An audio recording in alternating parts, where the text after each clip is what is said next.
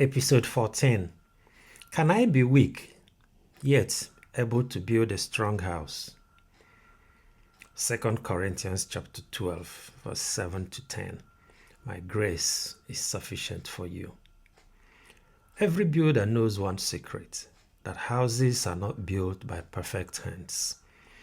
Some days your grip is steady, other days your strength shakes. Paul understood this too when he prayed for God to remove his weakness, and the answer was not what he expected. In 2 Corinthians 12, Paul asked God 3 times to take away weakness that troubled him. He wanted strength, but God offered grace. He wanted freedom from the struggle, but God offered his presence in his every struggle.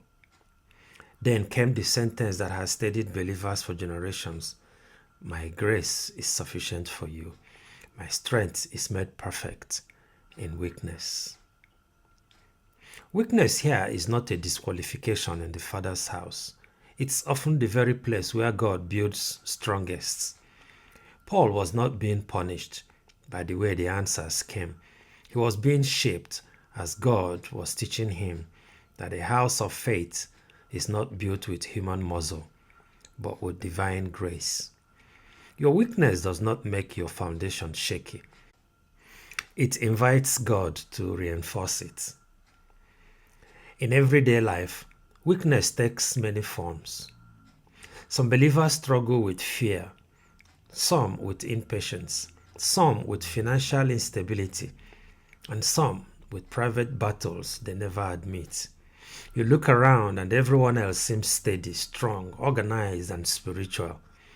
Meanwhile, you're patching cracks in your own walls, cracks of disappointment, exhaustion, insecurity, and silent questions you don't know how to voice. Inside many Christian homes, people carry a secret rule that only strong people build strong houses.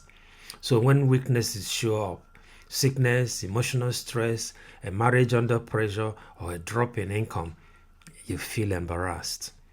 You try harder, you hide deeper, and push yourself beyond your capacity because you don't want anyone to know that you're struggling.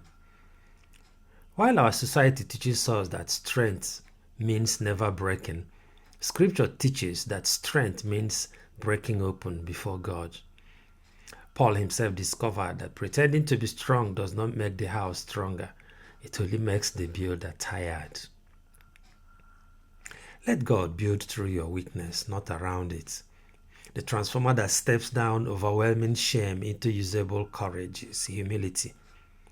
The willingness to admit when you are not enough and trust that God is.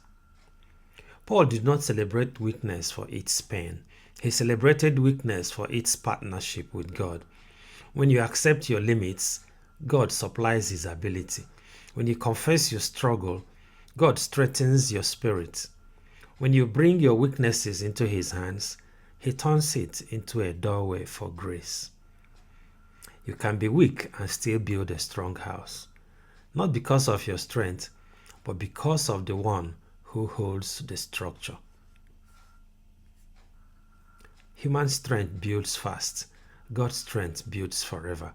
If all you have today is weakness, you still have enough for him to start. In any case, do have a very good morning. My name is Chikere Ohoka.